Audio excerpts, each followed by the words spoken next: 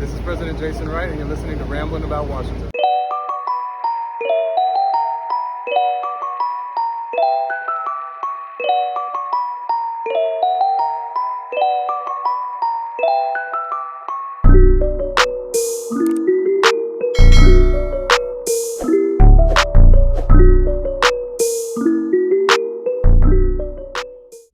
What's going on, Washington Football Nation? It's your boy Rio, and we are back with another episode of the Rambling About Washington podcast.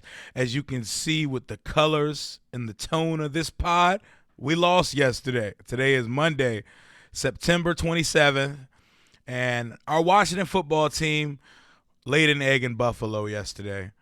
I mean, I never expected a victory versus Buffalo, but to say that we would go up there and lose 43-21 and that score doesn't fully justify how terrible we looked yesterday is an understatement. But yeah, we lost by 22 points in a game where they probably should have scored 60, and the 14 points we put up in the first half came in a kind of fluky, wild type slippery slope of events where we got the luckiest long onside kick that I've ever seen. But we're going to get to all of that. But the main theme of today's show, the slump busters are back. Far too long here. Whatever. We've been the medicine, the antidote, and the elixir for a struggling opposing team. If you need a fixer-upper, if you need a team to come absolve you of all the issues you've been having, come on down to Washington, because for my entire life as a fan here, we've been slump busters. Whenever there's that stipulation that lies, this team has not been able to do this since. This quarterback has not been able to do this since. We've always fixed that issue for whatever team we were going to play. Josh Allen, 75, 79 quarterback rating. He comes in and gives us a 130. He almost passed his first 2 weeks combined in quarterback rating yesterday. Put 370 on us, 5 touchdowns. But that is expected of an MVP candidate player. That's the type of quarterback we've never seen here. Don't get me wrong, Taylor Heinicke did not have a bad game yesterday. You know what? No, Taylor Heinicke did have a bad game yesterday. No, I'm not going to be that guy. I'm not going to be that guy today. You know, he showed fight. He showed that gritty gamer mentality that we've always seen. But now we're going to keep it a buck. He played like shit yesterday, but he was not even close to the reason we lost the game yesterday. But he put way too many balls up for grabs. He threw 2 picks. He honestly should have had 5 because there were a lot of interceptable passes yesterday. But I'm not going to do Heinicke like that because he's not even near the top of the list of why we lost yesterday. Going into this game, Coach Rivera called this a measuring stick game. And boy, was it. Boy. We do not belong on the same field as a true, legitimate Super Bowl contender, and it showed. It showed tremendously from the second the game kicked off. We don't belong on the field with this team. I drank the Kool-Aid going into the offseason, so I'm going to take accountability for it. And that's going to be the word that describes this whole recap pod of yesterday's game. Accountability. I hold myself accountable. I drank the Kool-Aid and told you on this show all offseason this team has taken a step and turned a corner, and that this defense was going to be phenomenal and that they were going to prove that they are the true elite defense that we are on paper. So I'm going to hold myself accountable for that. So if I'm able to hold myself accountable as a fan who has no fucking influence or impact on the result of a game, then don't call me a hater or a detractor when I call out the coaches or players on this team for not performing. Chase Young, you are the face of this franchise. You are tagged a generational talent. And generational talent, whether they're having a good or bad game, they will leave their mark on the game. and you will see them at least once a game. You are not playing to your potential right now, sir. I don't care about the numbers. You can sit there and say, oh, he has 0 sacks through 3 games. While that is a head scratcher, it's more so the body language and what the eye test tells you. Don't say, oh, he's being chipped and blocked every play. This man is not beating one-on-one protection right now. He's still going in with no pass rush plan, and he's still trying to replicate what he did at DeMatha in Ohio State, which is I'm going to out-athlete every tackle in front of me, and that is not going to cut it or work in this league. You need to add something to your arsenal, because there is no reason why Chase Young looks like Ryan Kerrigan and only falls into sacks rather than goes and gets them. Him and Montez Sweat both need to be held accountable. Even more so, our coordinator, Joe Greg Manusky Del Rio. I don't know what the fuck is wrong with this defense right now, but they're a bottom 2 unit in the league right now. Just call a spade a spade. We are not hating. Do I think Chase Young is a bust? No.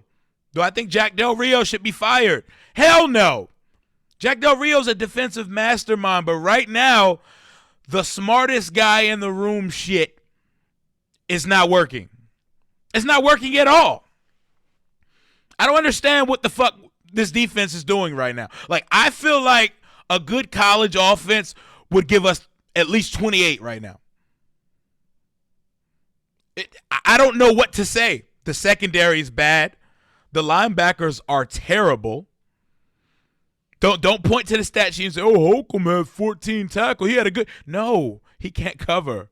John Bostic is the scum of the earth for the linebacker position. And Jamin Davis needs to be on the field more. I don't care if he's out there fucking up. You cannot get worse than John Bostic at the Mike backer position on our defense. I don't want to do that Dwayne Haskins shit where we have to congratulate every base level play Jamin Davis makes because he's not playing up to his draft position as the 19th pick in the NFL draft. You know, that same draft position where we bypass trading up a few spots for the Mac Jones or Justin Fields of the world. You know, I need to see Jamin on the field often.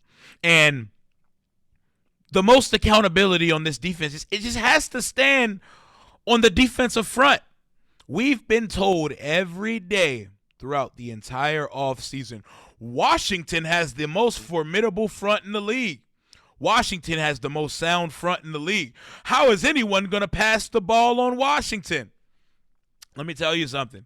Everybody can pass the ball on Washington. Shit, Bishop Sycamore might pull up to FedEx Field and put 30 on Washington. I do not understand what is going on with the defense.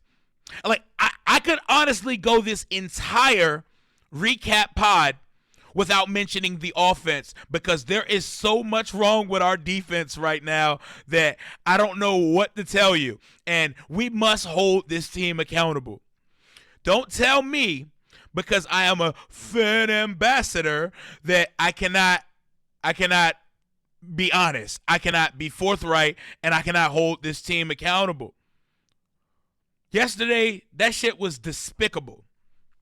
For the third week in a row, the opposing team's offense moonwalked the ball right down the fucking field on us with no resistance at all. Easy. Justin Herbert and Josh Allen are top-notch quarterbacks. We make Daniel Jones look like a top-notch quarterback every time we play him. What's going on with the defense, Jack? I'm not sure what's going on, but there needs to be adjustments because we're approaching week 4 and we already feel like we're in code red mode because we still have the likes of Matt Ryan, Patrick Mahomes, Tom Brady, Russell Wilson, and Dakota Prescott twice. So it's just an uphill battle from here. But let's get specifically into what was going on yesterday. Josh Allen, have a day, goddammit. We got Emmanuel Sanders, who's been washed-ish for the last couple years. We got him looking like he's back in Denver with Peyton going to Super Bowls and shit. We got the anti-vax captain, Cole Beasley, going for 11 for 100 yards on our head tops. What are we doing, man? Kendall Fuller, sir, you are a bottom 3 cornerback in the NFL right now. You're getting paid $10 million a year to do so. I don't know what's going on with you, bro. I don't know if something's going on in your life off the field, but you're a problem right now. You're a true liability to this defense right now. And I hate revisionist history. I hate to be that guy. Oh, Jimmy Moreland shouldn't be cut. Right now, those type of things have to come into play and come into question, and I'll eat my crow on it. I said we will never sweat about cutting Jimmy Moreland. I may be incorrect, but right now, in the light, it's looking like cutting Jimmy Moreland was a mistake. That defense, man, our defensive woes have worsened by the week. They have regressed a tad more each week.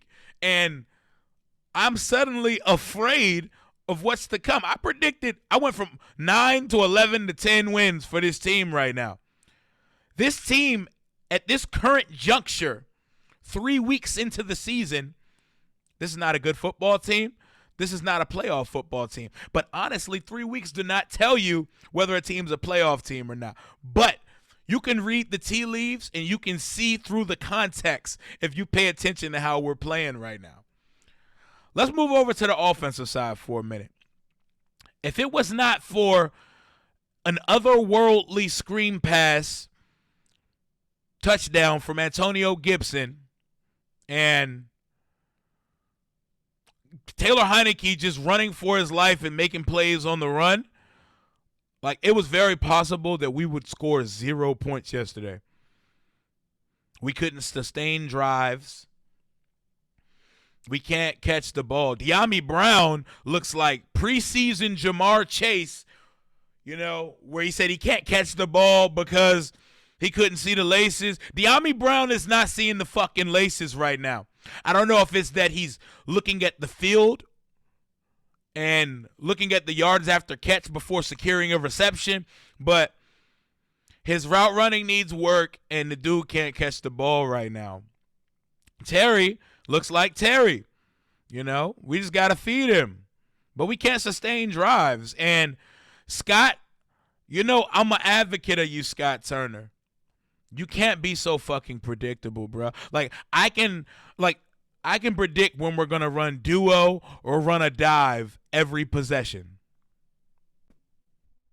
But overall, I'll say Taylor Heineke's performance, I'm going to give him a D+.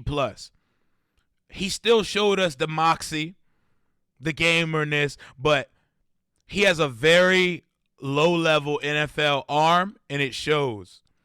When he stood strong, he stood poised in the pocket, but when you throw these ducks all day long versus a good defense and some tape on you, that's just not going to keep flying. And ultimately, I still like Taylor Heineke. We know the vibes. We know what time it is when the offseason comes next year. A quarterback has to be acquired somehow, some way. And the way we look through 3 games this season, it's not out of the realm of possibility that we organically acquire one.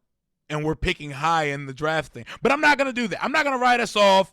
I'm not going to sit here and give up on the season after 3 weeks. But I can just confidently say at this current juncture that this football team is not any good right now. And if you think these Falcons or Saints games coming up are a gimme, you are out of your fucking mind.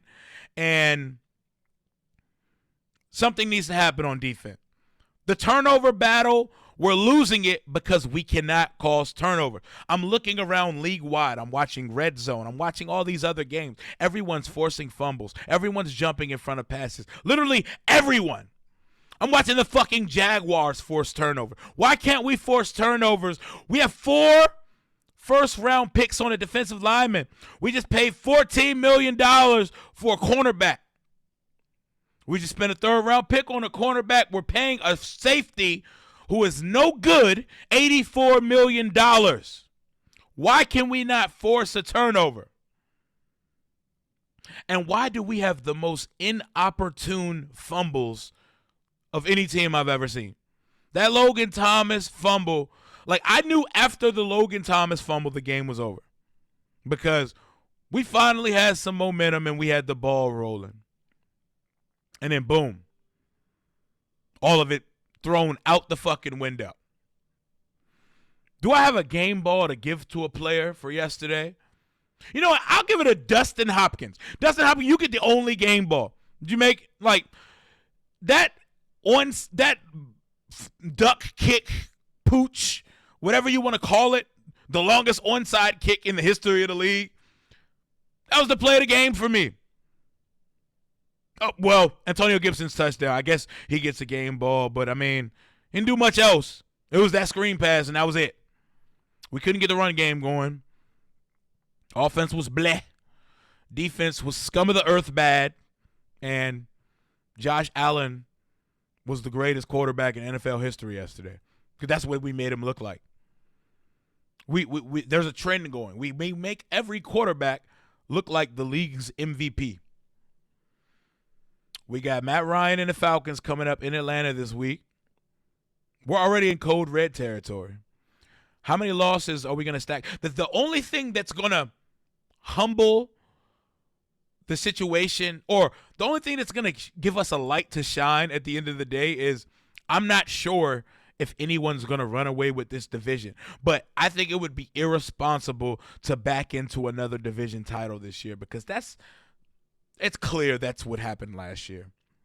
There were good signs, but it brings up the question, like, was it even good for us that we won the division last year? I don't know. Maybe this is just woe is me territory following such a depressing and miserable fucking loss, but that's why I like to give my recap pod a day after the game so I could take a look at what the coaches are saying and give my mind time to process and not come in raw, because I might have came in and said a lot of crazy shit if I potted immediately after the game. But that's all I got for you this week. I didn't give y'all a preview pod last week. Mentally and physically, wellness was not intact last week, but I'm back this week. I'm recovered and I'm ready to go. And I got some good guests coming up this week. And that's all for now. So I'm going to keep hailing to the nameless football team. I'm going to keep wearing my gear, even though I got fried the second I stepped out of the house to take my son to school this morning by my Bills fan neighbor. But, hey, until next time, hail to the nameless football team. I hope better days soon cometh. Deuces. Hopefully we got some color next week.